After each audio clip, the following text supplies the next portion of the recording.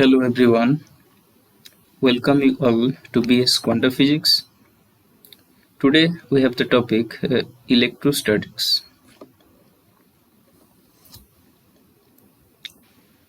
First of all, we are going to start what is electrostatics.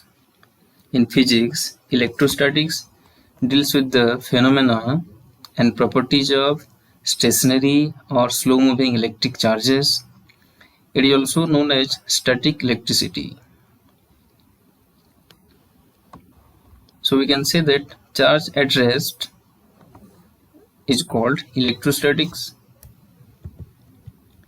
So here you can see charge at rest, this is called electrostatics.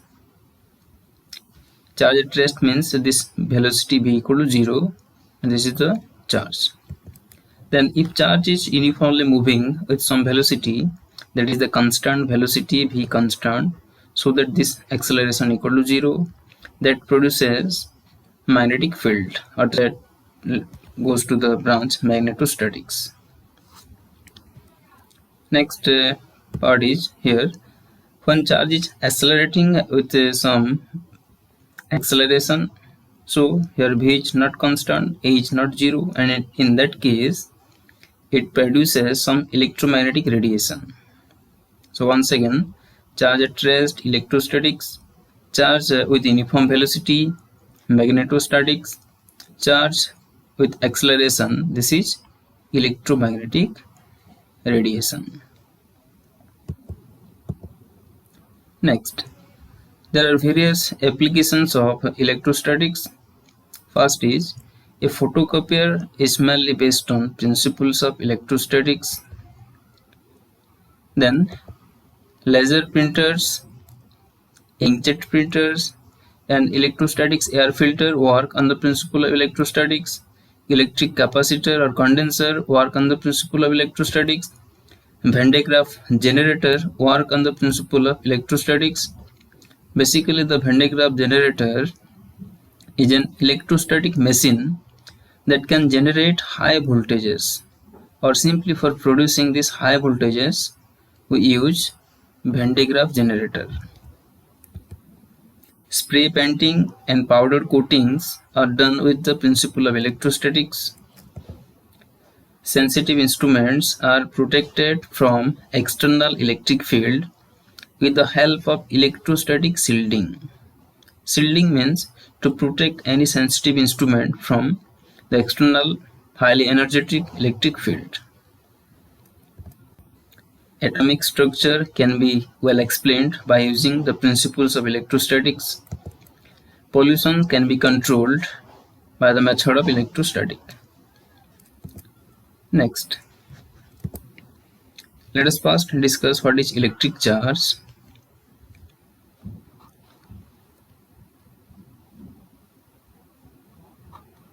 So electric charge is a physical quantity which causes electric force in matter.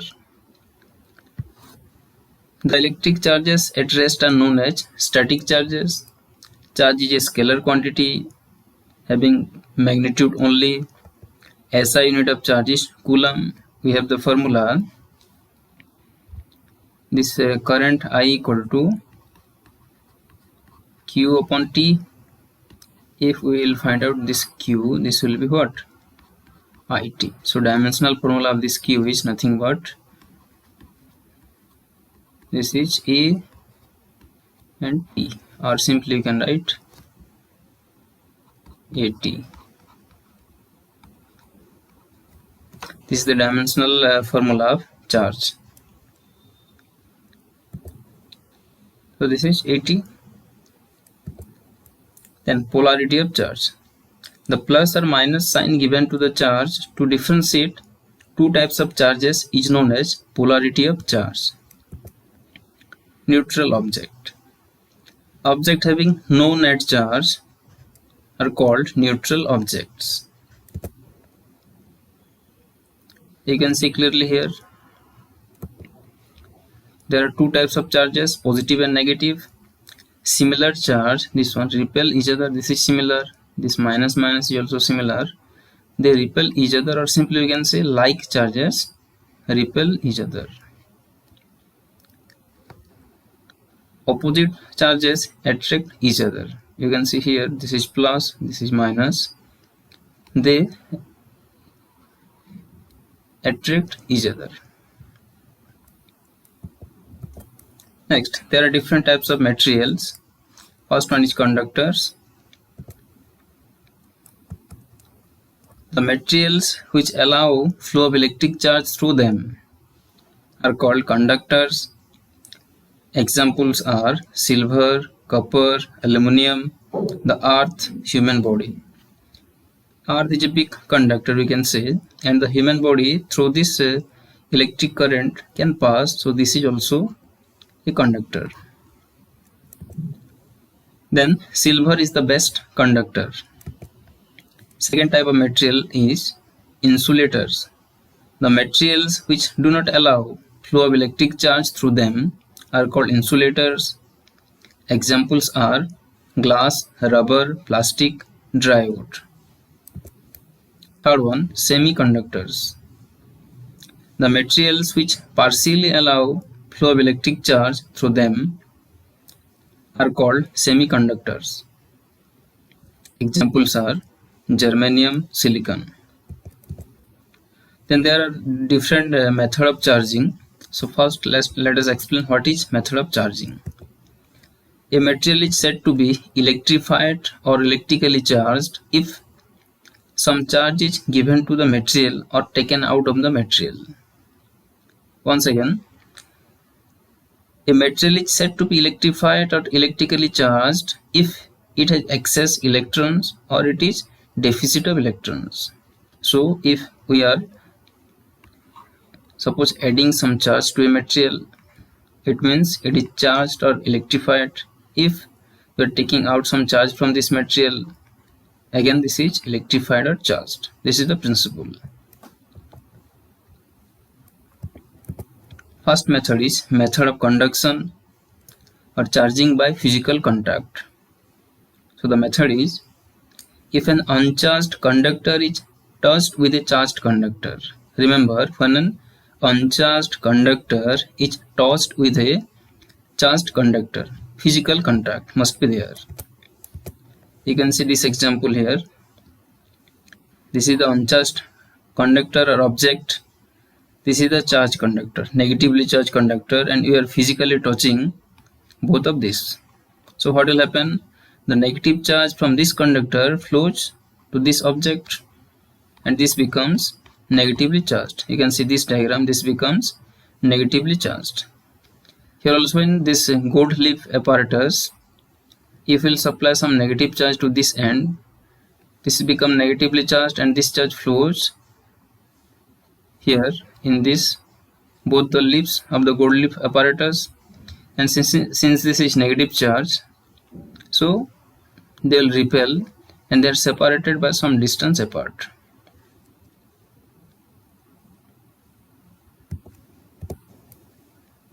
Then charging by friction or frictional electrification.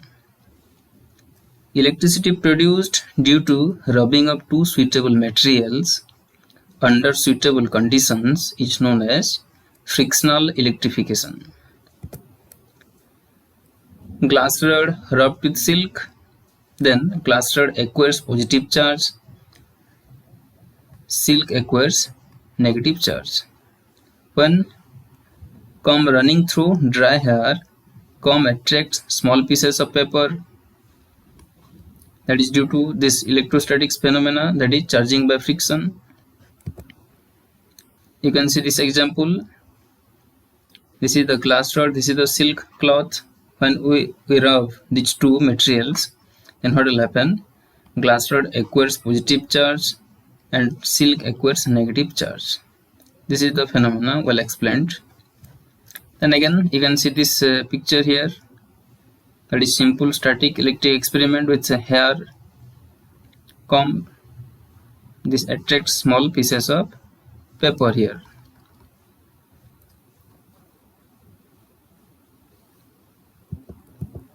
And the most important case is this charging by induction. The process by which an electrically neutral conductor is made electrically charged when placed near a charged object is known as charging by induction. So let us explain this phenomena of induction. Here we have a charged object, and here this one is the neutral conductor having no net charge or net charge equal to 0. It means that it acquires equal amount of positive and negative charges. So this is neutral, and this one is the positively charged conductor, and when we'll place this one to this one nearer to this uncharged object, what will happen? The negative charge of this uncharged object will be attracted towards this positive charge, so they will reside in this surface here, and the positive charges will repel this positive charge of this conductor, so they will be repelled back to the other surface. Then in the next diagram here,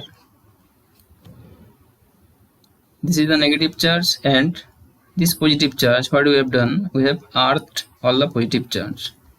So all the positive charge from this surface, they flow to this ground, and hence this object becomes totally negative now. And we can better draw this type of diagram having all negative charges here. So remember, in the first step, this object has no net charge, 0 charge, Q equal to 0 here. And after this process of induction, we have acquired some negative charge for that neutral object.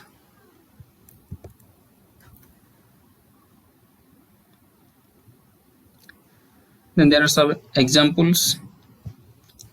First one is, vehicles carrying inflammable materials usually have metallic chains touching the ground during the motion of the vehicle. What is the reason?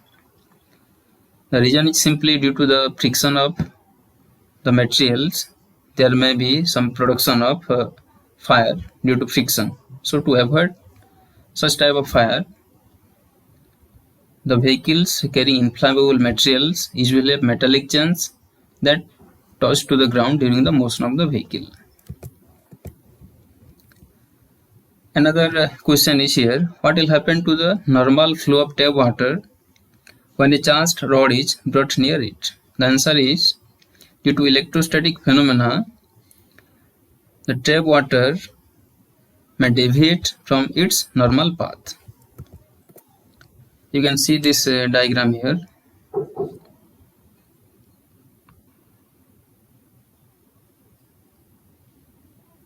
This is the normal flow water in the straight direction it is coming, and when we have placed this negative charge nearer to this water flow, what happens? You can see here, this bends in some direction. Okay, because the water molecules are polar and can align themselves to be attached to charged objects, plus minus can be separated, so that the water molecule deviates from its path. So thank you for watching this video. In the next class, we'll discuss about charge and properties of charges like quantization, addition, etc. And then we'll start Coulomb's law in electrostatics. Thank you for watching this video. Hope you like this one. And thank you.